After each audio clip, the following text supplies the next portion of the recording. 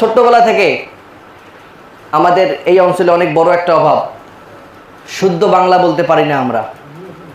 আমি ঢাকায় কিছুদিন ছিলাম, তো ওখানে কেমন জানি আমাদের কথা শুনলেই ওনারা বুঝে ফেলে এই লোকটা রংপুরের লোক, রংপুর থেকে আসছে। মানে আমাদের কথার ভিতরে অনেক রকমের টান থাকে, অনেক মানে ভাষাগত অনেক মানে যদি আনস্মার্ট বলেন তাও সত্য। তো আঞ্চলিকতা কখনো আনস্মার্ট হতে পারে না।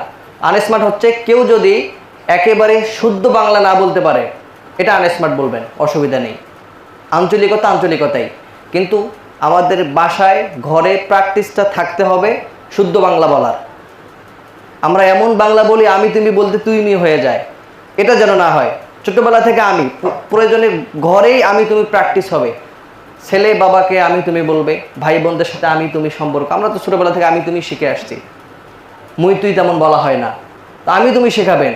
তো এখন আমাদের এমন হয়ে গেছে আমরা বাবার সাথে তুই মই, জ্যাঠার সাথে তুই মই, মানে সবার সাথে তুই মই। কেন এটা হবে? ছোট্টবেলা থেকে সই শুদ্ধ ভাষা, এরপরে ভদ্রতার সহিত মানুষের সাথে চলা, ধীর স্থির গতিতে কথা বলা, এগুলো শেখাতে হবে।